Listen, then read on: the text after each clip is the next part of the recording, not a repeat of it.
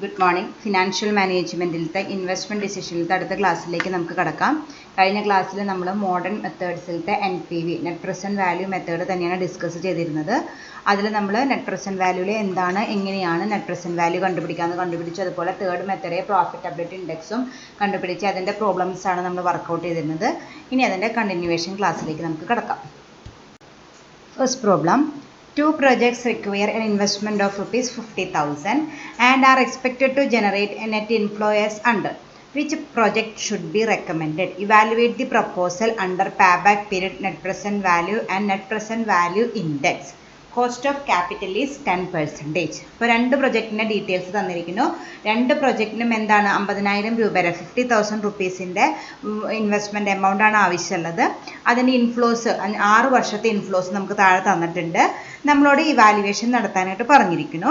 അത് പ്രത്യേകം പറഞ്ഞിട്ടുണ്ട്. നമ്മൾ ഇവാലുവേഷൻ നടത്തേണ്ട 3 മെത്തേഡുകൾ: പേബാക്ക് പീരീഡ് കണ്ടുപിടിക്കണം, നെറ്റ് പ്രസൻറ്റ് വാല്യൂ കണ്ടുപിടിക്കണം, അതുപോലെ നെറ്റ് പ്രസൻറ്റ് വാല്യൂ ഇൻഡെക്സും കണ്ടുപിടിക്കണം. നെറ്റ് പ്രസൻറ്റ് വാല്യൂ ഇൻഡെക്സിൻ്റെ ഇക്വേഷൻ നമ്മളന്ന് പഠിച്ചിട്ടുണ്ട്.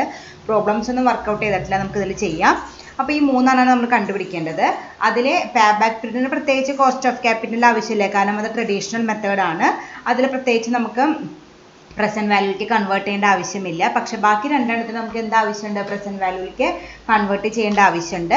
അത് കൺവേർട്ട് ചെയ്യാൻ ആവശ്യമുള്ള റേറ്റ് ഓഫ് റിട്ടേൺ ആണ് കോസ്റ്റ് ഓഫ് ക്യാപിറ്റൽ എന്ന് പറഞ്ഞിട്ട് 10% തന്നിരിക്കുന്നത്. ഓക്കെ, അങ്ങനെ ഡീറ്റെയിൽസ് തന്നിരിക്കുന്നു. 6 വർഷത്തെയും ഡീറ്റെയിൽസ് തെറ്റിക്കാതെ എഴുതാം.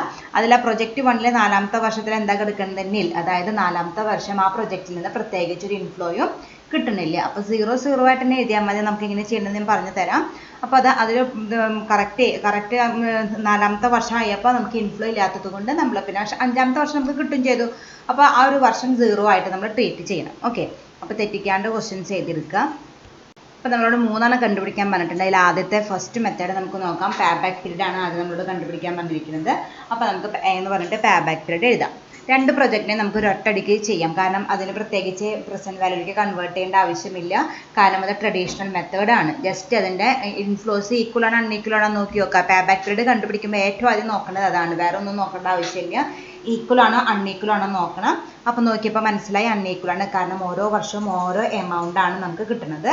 അപ്പോൾ അത് അൺഈക്വൽ ആണ്. അത് വെച്ചിട്ട് നമുക്ക് ചെയ്യാം.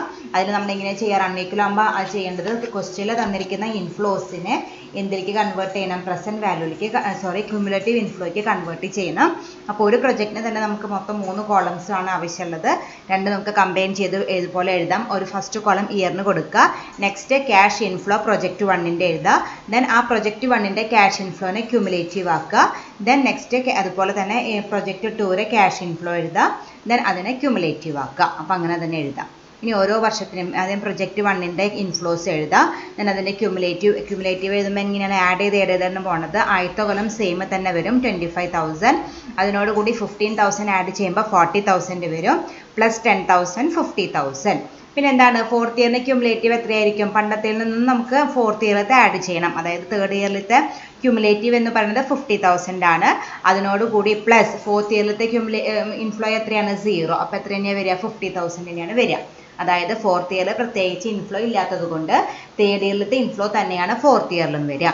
ദെൻ 5th ഇയറിലത്തെ ക്യുമുലേറ്റീവ് കണ്ടുപിടിക്കാനായിട്ട് 4th ഇയറിലത്തെ ഇൻഫ്ലോ ആയ 50,000 കൂടി 12,000 ആഡ് ചെയ്യുക. അപ്പോൾ നമുക്ക് എത്ര കിട്ടും? 62,000 കിട്ടും. ദെൻ 6,000 ആഡ് ചെയ്യുക, 68,000 കിട്ടി. അപ്പോൾ അവിടെ ആ 4th ഇയറിലത്തെ മാത്രം ഒരു വ്യത്യാസമുള്ള, വേറെ കുഴപ്പങ്ങളൊന്നുമില്ല. കൃത്യമായിട്ട് നമ്മൾ ക്യുമുലേറ്റീവ് ഇൻഫ്ലോ കണ്ടുപിടിച്ചു.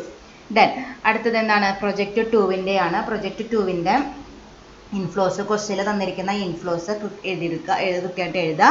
ദെൻ അതിൻ്റെ ക്യുമുലേറ്റീവ് എഴുതുക. ആഡ് ചെയ്തിട്ട് എഴുതുമ്പോൾ നമുക്ക് 10,000, 22,000, 40,000, 65,000, 73,000 ആൻഡ് 77,000 കിട്ടി.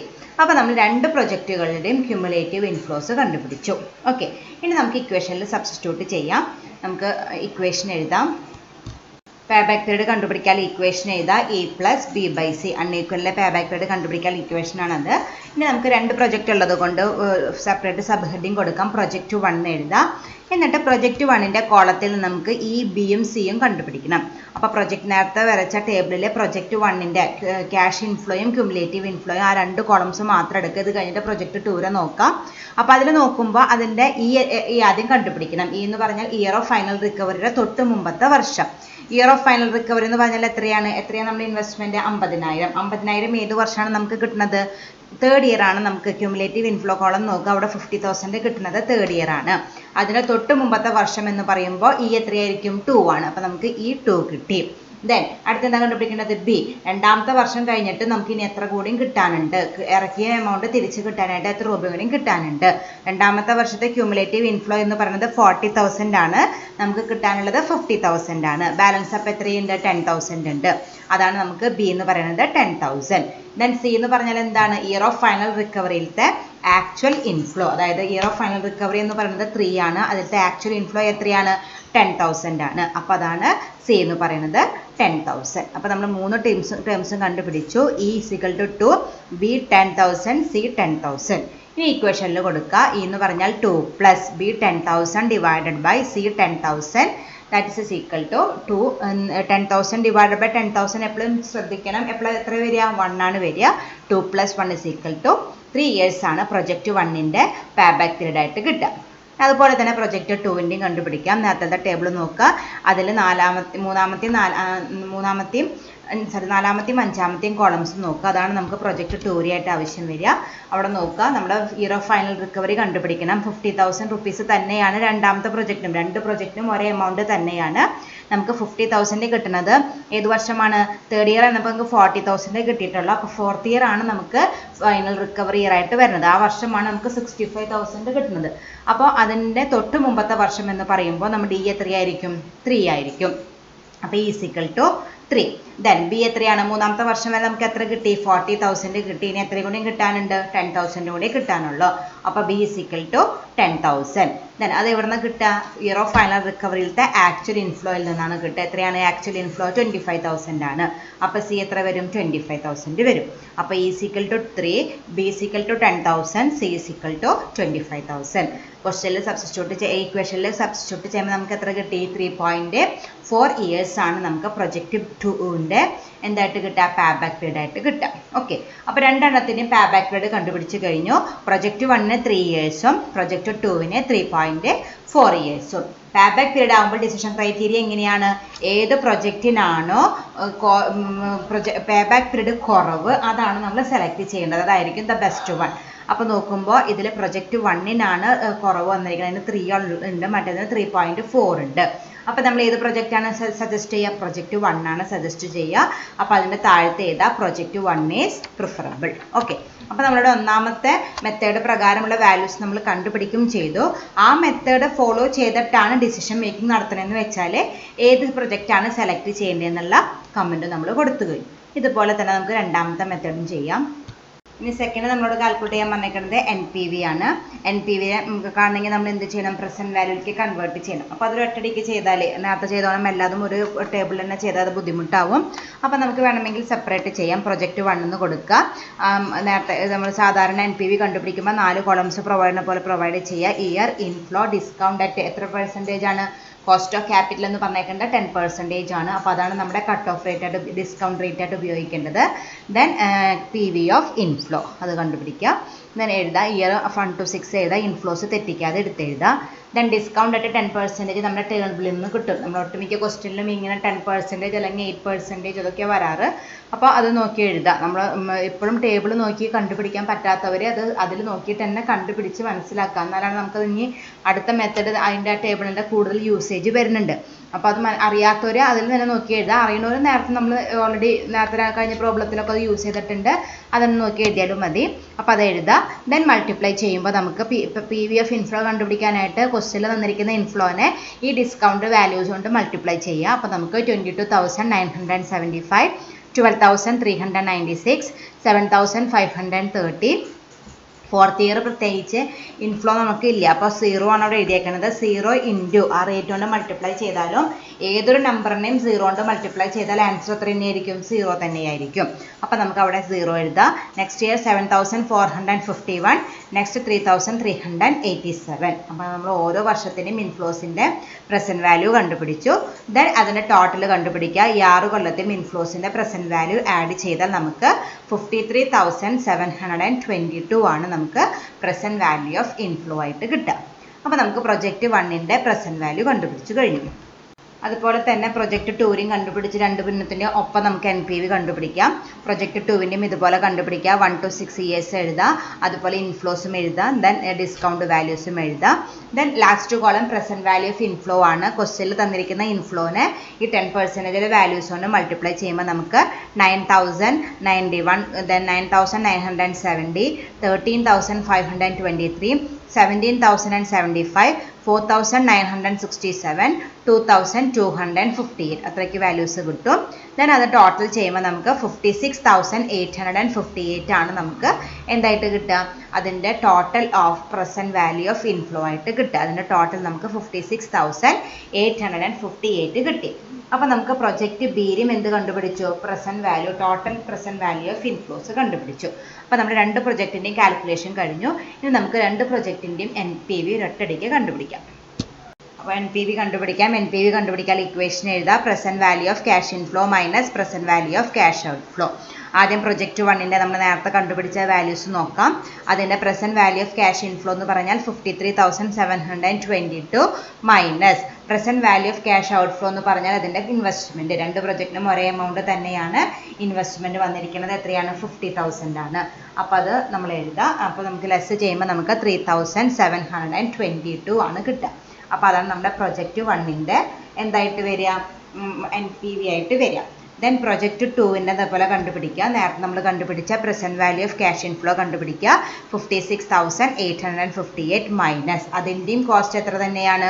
50,000 തന്നെയാണ്. ലെസ് ചെയ്യുമ്പോൾ നമുക്ക് 6,858 കിട്ടും. ഓക്കെ, അപ്പോൾ നമുക്ക് എന്താണ് രണ്ട് പ്രൊജക്റ്റും വെച്ച് നോക്കുമ്പോൾ NPV ആണെങ്കിൽ അതിൻ്റെ ഡിസിഷൻ ക്രൈറ്റീരിയ എന്താണ്? ഏത് പ്രൊജക്റ്റിനാണ് കൂടുതൽ NPV ഉള്ളത് അതാണ് നമ്മൾ സെലക്ട് ചെയ്യേണ്ടത്. അപ്പോൾ ഇത് വെച്ച് നോക്കുമ്പോൾ പ്രൊജക്റ്റ് 2വിനാണ് കൂടുതൽ NPV വന്നിരിക്കുന്നത്. മറ്റേതിന് 3,000 സംതിങ് ഉള്ളൂ, ഇതിന് 6,000 സംതിങ് ഉണ്ട്. അപ്പോൾ പ്രൊജക്റ്റ് 2വിനാണ് കൂടുതൽ NPV വന്നിരിക്കുന്നത്. അപ്പോൾ ഏതാണ് നമ്മൾ എങ്ങനെയാണ് അഡ്വൈസ് കൊടുക്കുക? പ്രൊജക്റ്റ് 2 ഈസ് പ്രിഫറബിൾ എന്ന് പറഞ്ഞിട്ടാണ് നമ്മളൊരു സജഷൻ കൊടുക്കുക. അപ്പോൾ രണ്ടാമത്തെ അപ്പോൾ ആദ്യത്തിൽ നമ്മൾ ഏതാ പേ ബാക്ക് പീരീഡ് നമ്മൾ ഏത് പറഞ്ഞു? പ്രൊജക്റ്റ് 1 എന്ന് പറഞ്ഞു. ഇപ്പോഴത്തെ രണ്ടാമത്തെ NPV പ്രകാരം ഏതാണ്? പ്രൊജക്റ്റ് 2 ആണ് നമ്മൾ അഡ്വൈസ് ചെയ്യുക. ഓക്കെ, ദെൻ നമ്മൾ മൂന്നാമത് കണ്ടുപിടിക്കാൻ വന്നേക്കുന്നത് നെറ്റ് പ്രസൻറ്റ് വാല്യൂ ഇൻഡെക്സ് ആണ്. നെറ്റ് പ്രസൻറ്റ് വാല്യൂ ഇൻഡെക്സ് ഒരു ഡിസിഷൻ ക്രൈറ്റീരിയ ആയിട്ട് നമുക്ക് യൂസ് ചെയ്യാനായിട്ട് പറ്റില്ല. എന്ത് വേണം? അതൊരു കാൽക്കുലേഷനാണ്. അതിൻ്റെ വെച്ച് പ്രത്യേകിച്ച് കമൻറ്റ് കൊടുക്കേണ്ട യാതൊരു കാര്യമില്ല. പക്ഷെ അത് നമ്മൾ കാൽക്കുലേറ്റ് ചെയ്യുമ്പോൾ നമ്മുടെ പ്രോഫിറ്റബിലിറ്റി ഇൻഡെക്സിൻ്റെ ഇക്വേഷനോട് കൂടി ഇൻറ്റു 100 ചെയ്താൽ എന്തായി? നെറ്റ് പ്രസൻറ്റ് വാല്യൂ ഇൻഡെക്സ് ആയിട്ട് മാറി. അപ്പോൾ അത് ഇക്വേഷൻ എഴുതാം.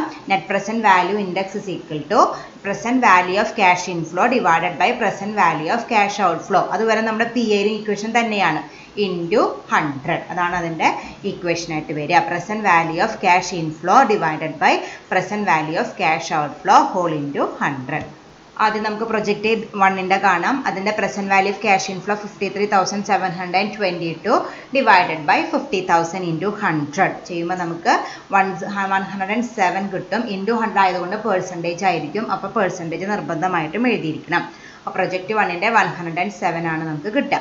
ദെൻ പ്രൊജക്റ്റ് 2വിന് present value of cash inflow എന്ന് പറയുന്നത് 56,858 ഡിവൈഡഡ് ബൈ കോസ്റ്റ് 50,000 ഇൻറ്റു 100. അപ്പോൾ നമുക്ക് എത്ര കിട്ടും?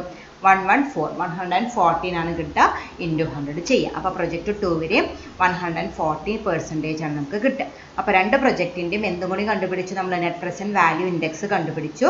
107ഉം 114ഉം കിട്ടി. ഇതിന് പ്രത്യേകിച്ചൊരു ഡിസിഷൻ ക്രൈറ്റീരിയ എഴുതേണ്ട ആവശ്യമില്ല. ഞാൻ നേരത്തെ പറഞ്ഞോളാം, ഇതൊരു ഡിസിഷൻ ബേസ് ചെയ്യുന്ന ഒരു മെത്തേഡായിട്ട് നമുക്ക് യൂസ് ചെയ്യാൻ പറ്റില്ല.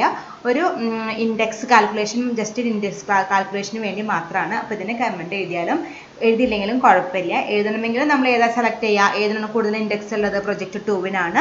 അതാണ് പ്രിഫറബിൾ എന്ന് പറഞ്ഞിട്ട് നമുക്ക് കമൻറ്റ് എഴുതിയതുകൊണ്ട് കുഴപ്പമില്ല, എഴുതിയില്ലെങ്കിലും കുഴപ്പമില്ല. അപ്പോൾ നമുക്ക് ഈ പ്രോബ്ലം നമ്മൾ അവസാനിച്ചു. നമ്മളോട് 3 എണ്ണമാണ് കണ്ടുപിടിക്കാൻ പറഞ്ഞത്. പേ ബാക്ക് പീരീഡും കണ്ടുപിടിച്ചു, NPV കണ്ടുപിടിച്ചു, അതുപോലെ NPV ഇൻഡെക്സും നമ്മൾ കണ്ടുപിടിച്ചു കഴിഞ്ഞു. ഓരോന്നിനും ഡിസിഷൻ ക്രൈറ്റീരിയ അല്ലെങ്കിൽ കമൻറ്റ് നമ്മൾ അപ്പം എഴുതിയിട്ടുണ്ട്.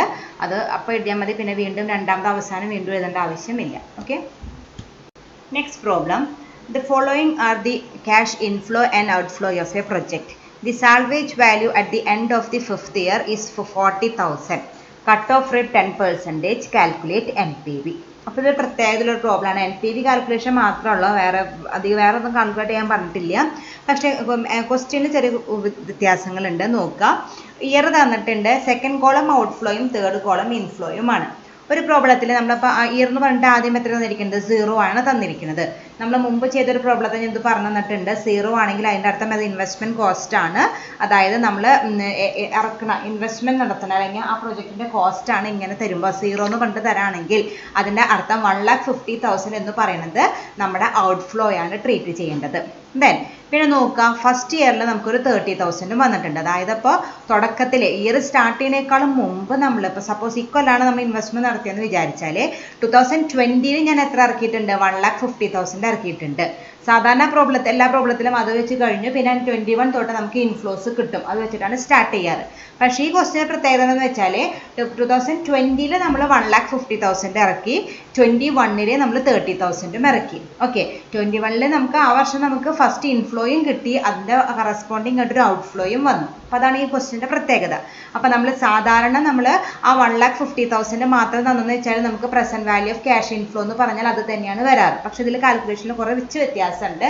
അതെന്നാൽ ഞാൻ ആൻസർ ചെയ്യുമ്പോൾ പറഞ്ഞു തരാം.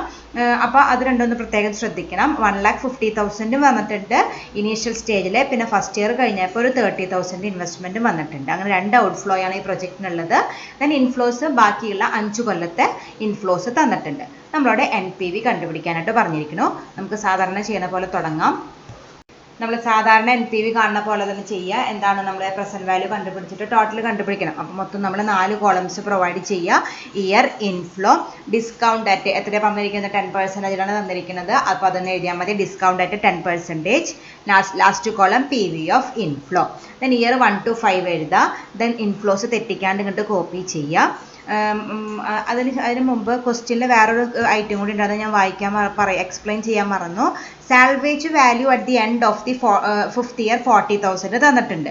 അതായത് സാൽവേജ് വാല്യൂ എന്ന് പറഞ്ഞാൽ എന്താണ്? നമ്മൾ സ്ക്രാപ്പ് വാല്യൂ, അതായത് ഇപ്പോൾ ഒരു മെഷീനറി മേടിച്ചു, 5 വർഷമുള്ള ലൈഫുള്ള ഒരു മെഷീനറി മേടിച്ചത്, 5ാമത്തെ കൂടെ നമ്മൾ എന്ത് ചെയ്യും? അത് വിറ്റിട്ട് പുതിയ മെഷീനറി മേടിക്കും. അതിന് സാധാരണ കമ്പനികളിൽ ചെയ്യാം. നമ്മൾ ഒരു പുതിയൊരു മെഷീൻ മേടിക്കുമ്പോൾ തന്നെ അതിൻ്റെ ഡിസ്ട്രിബ്യൂട്ടർ പറയും ഇതിന് ഇത്ര കൊല്ലമാണ് ഉപയോഗിക്കാനായിട്ട് പറ്റുക. അങ്ങനെ ഈ പ്രൊജക്റ്റ് ഞാൻ വാങ്ങുമ്പോൾ തന്നെ അവർ പറഞ്ഞിട്ടുണ്ട് 5 വർഷം കഴിഞ്ഞാൽ ഇതിൻ്റെ ലൈഫ് കഴിയും.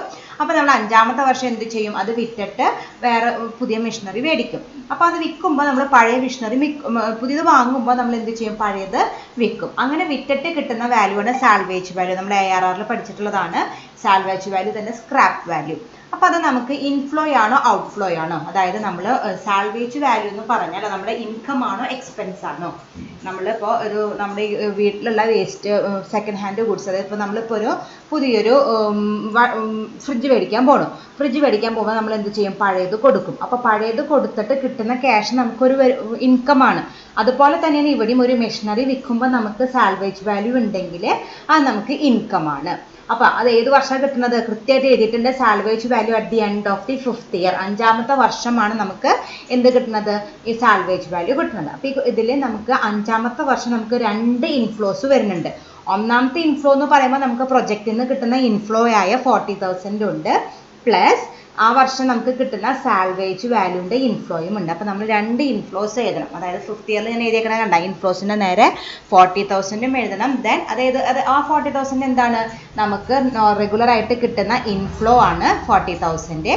ദെൻ സാൽവേജ് വാല്യൂ അതും എത്ര തന്നെയാണ്? 40,000 തന്നെയാണ്. അപ്പോൾ നമ്മൾ 5ാമത്തെ വർഷം നമ്മൾ 2 ഇൻഫ്ലോസ് കാണിക്കണം, 40,000 40,000. ഓക്കെ, അപ്പോൾ ക്വസ്റ്റ്യനിലെ സാൽവേജ് വാല്യൂ പ്രത്യേകം പറഞ്ഞിട്ടുണ്ടെങ്കിൽ NPV കാൽക്കുലേഷനിലെ ഏത് വർഷമാണോ അത് നമുക്ക് സാൽവേജ് വാല്യൂ എന്ന് പറഞ്ഞിരിക്കുന്നത് ആ വർഷത്തെ ഇൻഫ്ലോ ആയിട്ട് ട്രീറ്റ് ചെയ്യാനായിട്ട് പറ്റും. ഓക്കെ, ദെൻ ഡിസ്കൗണ്ട് എഴുതാം, 5 കൊല്ലത്തെയും എഴുതാം. ദെൻ നമ്മുടെ സാൽവേജ് വാല്യൂ 40,000 നമ്മൾ പ്രസൻറ്റ് വാല്യൂക്ക് കൺവേർട്ട് ചെയ്യണം. എല്ലാ ഇൻഫ്ലോകളെയും അതിപ്പോൾ പ്രൊജക്റ്റിൽ നിന്ന് കിട്ടുന്ന ഇൻഫ്ലോ ആയിക്കോട്ടെ, സാൽവേജ് വാല്യൂ ആയിക്കോട്ടെ, ഏതായാലും കുഴപ്പമില്ല. ഇതിനൊക്കെ നമ്മൾ എന്ത് ചെയ്യണം? പ്രസന്റ് വാല്യൂയിലേക്ക് കൺവേർട്ട് ചെയ്യണം. നമുക്ക് സാൽവേജ് വാല്യൂ ഏത് വർഷമാണ് കിട്ടുന്നത്? 5ാമത്തെ വർഷമാണ് കിട്ടുന്നത്. അപ്പോൾ 5ാമത്തെ വർഷത്തിൻ്റെ വാല്യൂ തന്നെയാണ് അതിനും ഉപയോഗിക്കേണ്ടത്. അതായത് 0.6209 തന്നെയാണ് അതിൻ്റെ നേരം എഴുതേണ്ട എമൗണ്ട്. ഓക്കെ, ക്ലിയർ ആയില്ലേ? ദെൻ നമ്മൾ എന്ത് ചെയ്യുക? സാധാരണ ചെയ്യുന്ന പോലെ തന്നെ പ്രസന്റ് വാല്യൂ ഓഫ് ഇൻഫ്ലോ കണ്ടുപിടിക്കുക, മൾട്ടിപ്ലൈ ചെയ്യുക. അപ്പോൾ നമുക്ക് 27,273, 24,792, 37,565, 40,980, 24,836 ആൻഡ് 24,836 കിട്ടും. അങ്ങനെ നമുക്ക് 5 വർഷത്തെ ഇൻഫ്ലോസിൻ്റെയും അതുപോലെ ലാസ്റ്റ് ഇയറിൽ നമുക്ക് കിട്ടുന്ന സാൽവേജ് വാല്യൂസിൻ്റെയും പ്രസന്റ് വാല്യൂ കണ്ടുപിടിച്ചു. ടോട്ടൽ ചെയ്യുക. ടോട്ടൽ ചെയ്യുമ്പോൾ നമുക്ക് 1,80,282 ആണ് നമുക്ക് total present value of inflow ആയിട്ട് കിട്ടുക. ഓക്കെ, അപ്പോൾ ഇതിൽ പ്രത്യേകം ശ്രദ്ധിക്കേണ്ട ഒരു ഐറ്റം മാത്രമുള്ള സാൽവേജ് വാല്യൂ വരുന്നത്. സാൽവേജ് വാല്യൂ വരുവാണെങ്കിൽ അത് ഏത് വർഷമാണ് നമുക്ക് ആ ഇൻകം വരുന്നത് ആ വർഷത്തെ ഇൻഫ്ലോസിൽ കാണിക്കുക.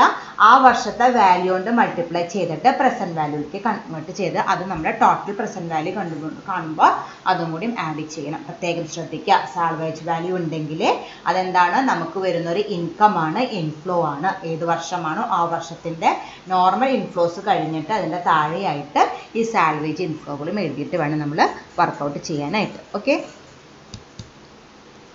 ഇനി നമ്മൾ NPV കണ്ടുപിടിക്കാൻ പോവുകയാണ്. നമുക്ക് കഴിഞ്ഞ പ്രോബ്ലങ്ങളൊന്നും വലിയ ബുദ്ധിമുട്ടുണ്ടായിരുന്നില്ല. പ്രസന്റ് വാല്യൂ ഓഫ് ഇൻഫ്ലോ മാത്രം കണ്ടുപിടിച്ചാൽ മതി, ഔട്ട്ഫ്ലോ കണ്ടുപിടിക്കേണ്ട ആവശ്യമുണ്ടായിരുന്നില്ല. കാരണം ഒരു ഔട്ട്ഫ്ലോ ഉണ്ടാവുന്നുള്ളത് തുടക്കത്തിൽ ഇപ്പോഴത്തെ നമ്മൾ കൊടുക്കുന്ന വാല്യൂ ആയതുകൊണ്ട് അതിന് വീണ്ടും പ്രസന്റ് വാല്യൂയിലേക്ക് കൺവേർട്ട് ചെയ്യേണ്ട ആവശ്യമില്ല. പക്ഷേ ഇവിടെ എന്താണ്? നമുക്ക് ഈ സ്റ്റാർട്ടിങ്ങിലും ഒരു ഔട്ട്ഫ്ലോ വന്നിട്ടുണ്ട്, അതുപോലെ ഫസ്റ്റ് ഇയറിലും ഒരു ഔട്ട്ഫ്ലോ വന്നിട്ടുണ്ട്. അപ്പോൾ നമ്മൾ ഔട്ട്ഫ്ലോ കണ്ടുപിടിക്കുമ്പോൾ നമ്മൾ തന്നിട്ടുള്ള 1,50,000 അതുപോലെ 30,000 കൂടി കൂട്ടിയാലാണ് നമുക്ക് ടോട്ടൽ ഔട്ട്ഫ്ലോ കണ്ടുപിടിക്കാനായിട്ട് പറ്റുള്ളൂ. തുടങ്ങുമ്പോൾ ഒരു 1,50,000 വന്നിട്ടുണ്ട്, പിന്നെ ഫസ്റ്റ് ഇയർ നമ്മൾ വീണ്ടും ഒരു 30,000 കൂടി ഇറക്കിയിട്ടുണ്ട്. അപ്പോൾ നമ്മൾ എന്ത് ചെയ്യണം? 1,50,000 എന്ന് പറയുന്നത് ഇപ്പോഴത്തെ വില തന്നെയാണ്, സ്റ്റാർട്ടിങ്ങിലുള്ള വില തന്നെയാണ്. അതായത് സപ്പോസ് നമ്മളിപ്പോൾ 2020 നമ്മൾ ഇൻവെസ്റ്റ്മെന്റ് പ്രൊജക്റ്റ് വാങ്ങാൻ പോകണമെന്ന് വിചാരിക്കുക. ആ പ്രൊജക്റ്റ് വാങ്ങുമ്പോൾ ഈ 1,50,000 ഞാൻ ഇപ്പോഴാണ് കൊടുക്കുക. ഫസ്റ്റ് തുടക്കത്തിൽ 2020 തന്നെ നമ്മൾ കൊടുക്കും. ദെൻ അതിനെ വീണ്ടും നമ്മൾ പ്രസന്റ് വാല്യൂയിലേക്ക് കൺവേർട്ട് ചെയ്യേണ്ട ആവശ്യമില്ല. ഈ 1,50,000 എന്ന് പറയുന്നത് എന്ത് തന്നെയാണ്? അതിൻ്റെ പ്രസന്റ് വാല്യൂ തന്നെയാണ് 1,50,000 എന്ന് പറയുന്നത്. അപ്പോൾ അതിനെ വീണ്ടും നമ്മൾ പ്രസന്റ് വാല്യൂയിലേക്ക് കൺവേർട്ട് ചെയ്യേണ്ട ആവശ്യമില്ലാത്തത് കൊണ്ടാണ് ഇതുവരെ ചെയ്ത എല്ലാ പ്രോബ്ലത്തിലും നമ്മൾ ജസ്റ്റ് ക്വസ്റ്റ്യനിൽ തന്നിട്ടുള്ള ഇൻവെസ്റ്റ്മെന്റ് തന്നെ പ്രസന്റ് വാല്യൂ ഓഫ് ഔട്ട്ഫ്ലോ ആയിട്ട് കൺസിഡർ ചെയ്തിരുന്നത്. പക്ഷെ ഇവിടെ എന്താണ് ഉണ്ടായത്? ഞാൻ പറഞ്ഞ എക്സാമ്പിളിൽ 2020 ഒരു ഇറക്കി, പിന്നെ 2021 നമ്മളൊരു 30,000 കൂടി ഇറക്കുന്നുണ്ട്. അപ്പോൾ ആ 30,000ന്റെ പ്രസന്റ് വാല്യൂ കണ്ടുപിടിക്കണം. കാരണം ആ 30,000 എന്ന് നമ്മുടെ കയ്യിൽ നിന്ന് പോണത് ഒരു വർഷം കഴിഞ്ഞിട്ടാണ് നമ്മുടെ കയ്യിൽ നിന്ന് പോണത്. ഇപ്പം നമ്മുടെ കയ്യിൽ നിന്ന് പോയിട്ടില്ല. 21 ആവുമ്പോഴാണ് ആ 30,000 രൂപ എൻ്റെ കയ്യിൽ നിന്ന് പോവുക. അപ്പോൾ ആ 30,000നെ ഇപ്പോഴത്തെ വാല്യൂയിലേക്ക് കൺവേർട്ട് ചെയ്തിട്ട് വേണം നമുക്ക് എന്ത് കണ്ടുപിടിക്കാനായിട്ട്? Present value of cash outflow കണ്ടുപിടിക്കാനായിട്ട്. മനസ്സിലായില്ലേ? 1,50,000 ഓൾറെഡി ഇക്വലം തന്നെയാണ് പോണത്. അതിനെ വീണ്ടും നമ്മൾ പ്രസന്റ് വാല്യൂയിലേക്ക് കൺവേർട്ട് ചെയ്യേണ്ട ആവശ്യമില്ല. പക്ഷേ ഈ 30,000 നമ്മുടെ കയ്യിൽ നിന്ന് പോണത് എന്നാണ്? ഒരു വർഷം കഴിഞ്ഞിട്ടാണ്. ഇപ്പം എൻ്റെ കയ്യിൽ നിന്ന് പോണില്ല. അപ്പോൾ ഒരു വർഷം കഴിഞ്ഞിട്ടുള്ള 30,000ന്റെ വില കണ്ടുപിടിച്ചാലാണ് നമുക്ക് ഈ ഇപ്പോഴത്തെ പ്രസന്റ് വാല്യൂ കണ്ടുപിടിക്കാനായിട്ട് പറ്റുള്ളൂ. അപ്പോൾ അതാണ് ഇതൊന്ന് സെപ്പറേറ്റ് ഒന്ന് നോട്ടായിട്ട് എഴുതണം. Total present value of inflow നമ്മൾ നേരത്തെ കണ്ടുപിടിച്ചു. ഇൻഫ്ലോയുടെ പ്രസന്റ് വാല്യൂ 1,80,282 ആണ്. Then total present value of outflow എന്ന് പറഞ്ഞാൽ ഇതിൽ മാത്രം ഒരു വ്യത്യാസം. ഇക്കൊല്ലം എൻ്റെ കയ്യിൽ നിന്ന് പോണ 1,50,000 അതിന് വീണ്ടും അതിനെ പ്രസന്റ് വാല്യൂയിലേക്ക് കൺവേർട്ട് ചെയ്യേണ്ട ആവശ്യമില്ല. പ്ലസ് നമുക്ക് ഫസ്റ്റ് ഇയറിൽ എത്രയാണ് പോവുക? നമ്മുടെ കയ്യിൽ നിന്ന് 30,000 രൂപ പോകുന്നുണ്ട്. അപ്പോൾ 30,000 ഇൻറ്റു ഫസ്റ്റ് ഇയറിലത്തെ ഡിസ്കൗണ്ട് വാല്യൂ എത്രയാണ്? 10%ത്തെ 1ത്തെ ഡിസ്കൗണ്ട് വാല്യൂ എത്രയാണ്? 0.9091. അപ്പോൾ ആ 30,000നെ ആ വാല്യൂൻ്റെ മൾട്ടിപ്ലൈ ചെയ്താലാണ് ആ 30,000ന്റെ പ്രസന്റ് വാല്യൂ കിട്ടുക. നമ്മൾ ഇൻഫ്ലോസിനെ പ്രസന്റ് വാല്യൂയിലേക്ക് കൺവേർട്ട് ചെയ്യാറില്ലേ? അതായത് ഒരു വർഷം കഴിഞ്ഞിട്ട് കിട്ടുന്ന ഇൻഫ്ലോസിനെ നമ്മൾ എന്താ ചെയ്യാറ്? ഒരു വർഷം കഴിഞ്ഞിട്ട് കിട്ടുന്ന ഇൻഫ്ലോസ് ഇൻറ്റു ആ റേറ്റിൽ 1 ഇയറിൻ്റെ കറസ്പോണ്ടിങ് വാല്യൂ കൊണ്ട് മൾട്ടിപ്ലൈ ചെയ്യാറുണ്ട്. അത് ഇൻഫ്ലോന് പകരം ഇവിടെ എന്തായെന്നുള്ളൂ? ഔട്ട്ഫ്ലോ ആയെന്നുള്ളൂ. അതുപോലെ തന്നെ കാൽക്കുലേഷൻ നടത്തുക. ഒരു വർഷം കഴിഞ്ഞിട്ട് പോകുന്ന 30,000 ഇൻറ്റു ഒരു വർഷത്തിൻ്റെ ഡിസ്കൗണ്ടിൻ്റെ വാല്യൂ 0.2091 9091 കൊണ്ട് മൾട്ടിപ്ലൈ ചെയ്യുക. അപ്പോൾ നമുക്ക് എത്ര കിട്ടും?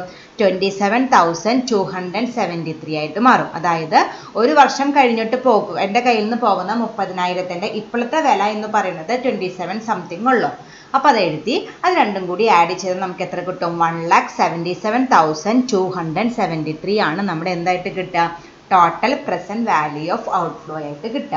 അപ്പോൾ നോക്കി നോക്കിയാൽ നമ്മൾ ഇതേപോലെ കൺവേർട്ട് ചെയ്യാണ്ട് ജസ്റ്റ് ക്വസ്റ്റ്യനിൽ തന്നിട്ടുള്ള ഔട്ട്ഫ്ലോ തന്നെ ഇട്ടാൽ എത്രയായിരിക്കും? 1,50,000ഉം 30,000ഉം ആഡ് ചെയ്ത് നമ്മൾ എത്ര എഴുതും? 1,80,000 ആണ് എഴുതാറ്. അപ്പോൾ തെറ്റും. കാരണം ഈ 30,000 നമ്മുടെ എൻ്റെ കയ്യിൽ നിന്ന് ഇപ്പോൾ പോണില്ല, ഒരു വർഷം കഴിഞ്ഞിട്ടേ പോകണുള്ളൂ. ഒരു വർഷം കഴിഞ്ഞിട്ട് പോകുന്ന 30,000ത്തിൻ്റെ പ്രസൻറ്റ് വാല്യൂ ആണ് NPV കണ്ടുപിടിക്കാനായിട്ട് നമ്മൾ യൂസ് ചെയ്യേണ്ടത്. അപ്പോൾ ആ 30,000നെ ഫസ്റ്റ് ഇയറിലത്തെ ഡിസ്കൗണ്ട് വാല്യൂ കൊണ്ട് മൾട്ടിപ്ലൈ ചെയ്തിട്ട് വേണം നമ്മളതിനെ പ്രസൻറ്റ് വാല്യൂയിലേക്ക് കൺവേർട്ട് ചെയ്തിട്ട് വേണം നമ്മൾ എന്ത് കണ്ടുപിടിക്കാനായിട്ട്? Total present value of outflow കണ്ടുപിടിക്കാനായിട്ട്. That is 1,77,273. ഇനി സപ്പോസ് ഇതിലില്ലേ, ഞാനൊരു എക്സാമ്പിൾ പറഞ്ഞതാണ്. ഈ ക്വസ്റ്റ്യനിൽ തന്നെ രണ്ടാമത്തെ വർഷം നമുക്കൊരു 10,000 റുപ്പീസിൻ്റെ ഔട്ട്ഫ്ലോ ഉണ്ടെന്ന് തന്നെന്ന് വിചാരിക്കുക. അപ്പോൾ നമ്മൾ എന്ത് ചെയ്യണം? ഇതുപോലെ തന്നെ ചെയ്യാം. 1,50ന് പ്രത്യേകിച്ച് മാറ്റമൊന്നും വേണ്ട. 30,000നെ ഫസ്റ്റ് ഇയറിലത്തെ വാല്യൂ കൊണ്ട് മൾട്ടിപ്ലൈ ചെയ്യുക. 10,000നെ സെക്കൻഡ് ഇയറിലത്തെ വാല്യൂ ഇല്ലേ, നമ്മൾ നേരത്തെ ഇൻഫ്ലോസിന് വേണ്ടി കണ്ടുപിടിച്ചില്ലേ, അതിലത്തെ സെക്കൻഡ് ഇയറിലത്തെ വാല്യൂ ആയ 0.8264 കൊണ്ട് മൾട്ടിപ്ലൈ ചെയ്തിട്ട് പ്രസൻറ്റ് വാല്യൂയിലേക്ക് കൺവേർട്ട് ചെയ്തിട്ട് വേണം ആഡ് ചെയ്യാനായിട്ട്. തേർഡ് ഇയറിലും ഔട്ട്ഫ്ലോ വരുന്നുണ്ടെങ്കിൽ ആ തേർഡ് ഇയറിലത്തെ വാല്യൂ കൊണ്ട് മൾട്ടിപ്ലൈ ചെയ്തിട്ട് കൺവേർട്ട് ചെയ്യാം. അപ്പം അങ്ങനെയാണ് ചെയ്യേണ്ടത്. ഔട്ട്ഫ്ലോസിനും ചിലപ്പോൾ നമുക്ക് കൺവേർട്ട് ചെയ്യേണ്ട ക്വസ്റ്റ്യൻസ് വരും. തുടക്കത്തിലത്തെ ഇൻവെസ്റ്റ്മെൻറ്റിന് മാത്രം നമ്മൾ എന്ത് ചെയ്യേണ്ട? പ്രസൻറ്റ് വാല്യൂയിലേക്ക് കൺവേർട്ട് ചെയ്യേണ്ട ആവശ്യമില്ല. കാരണം ആ കാശ് നമ്മുടെ കയ്യിൽ നിന്ന് ഇപ്പം തന്നെ പോണ കാശാണ്. അതിന് വീണ്ടും പ്രസൻറ്റ് വാല്യൂയിലേക്ക് കൺവേർട്ട് ചെയ്യേണ്ട. അതേസമയം ഒരു വർഷം കഴിഞ്ഞ് 2 വർഷം കഴിഞ്ഞ് അല്ലെങ്കിൽ 3 വർഷം കഴിഞ്ഞിട്ടൊക്കെ കിട്ടുന്ന കൊടുക്കുന്ന ഔട്ട്ഫ്ലോന് നമ്മൾ എന്ത് ചെയ്യണം? ആ അതാത് വർഷങ്ങളിലത്തെ വാല്യൂസ് വെച്ചിട്ട് മൾട്ടിപ്ലൈ ചെയ്തിട്ട് കൺവേർട്ട് ചെയ്തതിന് ശേഷമേ നമ്മൾ പ്രസൻറ്റ് വാല്യൂ ഓഫ് ഔട്ട്ഫ്ലോ കണ്ടുപിടിക്കാനായിട്ട് പാടുള്ളൂ. ഓക്കെ, അപ്പോൾ നമുക്ക് ഇത് രണ്ടും കിട്ടി. നമുക്ക് NPV കണ്ടുപിടിക്കാം. Present value of cash inflow minus present value of cash outflow, that is equal to 1,80,282 minus 1,77,273. അപ്പോൾ നമുക്ക് എത്ര കിട്ടി? 3,009 ആണ് നമുക്ക് NPV ആയിട്ട് കിട്ടുക. ഓക്കെ, അപ്പോൾ ഈ ക്വസ്റ്റ്യൻ പ്രത്യേകം ശ്രദ്ധിച്ചു പഠിക്കണം. 2 പ്രത്യേകതകളുള്ള ക്വസ്റ്റ്യൻ ആണ്. ഒന്നാമത്തെ പ്രത്യേകത എന്ന് പറയുന്നത് സാൽവേജ് വാല്യൂ വന്നു. സാൽവേജ് വാല്യൂ വന്നിട്ടുണ്ടെങ്കിൽ ഏത് വർഷമാണോ ആ വാല്യൂ നമുക്ക് വന്നത് ആ വർഷത്തെ ഇൻഫ്ലോ ആയിട്ട് നമുക്ക് കൺസിഡർ ചെയ്യാം. ആ വർഷത്തെ നോർമൽ റെഗുലർ ഇൻഫ്ലോ എഴുതി കഴിഞ്ഞിട്ട് ഈ സാൽവേജ് വാല്യൂ കൂടി എഴുതി അത് പ്രസൻറ്റ് വാല്യൂയിലേക്ക് കൺവേർട്ട് ചെയ്ത് ടോട്ടലിനോട് കൂടി ആഡ് ചെയ്യാം. രണ്ടാമത്തെ പ്രത്യേകത എന്ന് പറയുന്നത് ഇവിടെ നമുക്ക് തുടക്കത്തിൽ മാത്രമല്ല ഫസ്റ്റ് ഇയർ കഴിയുമ്പോഴും ഒരു ഔട്ട്ഫ്ലോ വരുന്നുണ്ട്. അപ്പോൾ അതും നമ്മൾ ടോട്ടൽ ഔട്ട്ഫ്ലോ കണ്ടുപിടിക്കുമ്പോൾ കൺസിഡർ ചെയ്യണം. പക്ഷേ എന്താ പ്രത്യേകത എന്ന് വെച്ചാൽ രണ്ടാമത് വരുന്ന അല്ലെങ്കിൽ ഇനീഷ്യൽ സ്റ്റേജ് കഴിഞ്ഞിട്ട് വരുന്ന ഔട്ട്ഫ്ലോസിന് നമ്മൾ പ്രസൻറ്റ് വാല്യൂയിലേക്ക് കൺവേർട്ട് ചെയ്തിട്ട് വേണം ടോട്ടൽ കണ്ടുപിടിക്കാനായിട്ട്. ആ 2 പ്രത്യേകതകളും പ്രത്യേകം നോട്ട് ചെയ്തിട്ട് വേണം പഠിക്കാനായിട്ട് കേട്ടോ. Okay, thank you.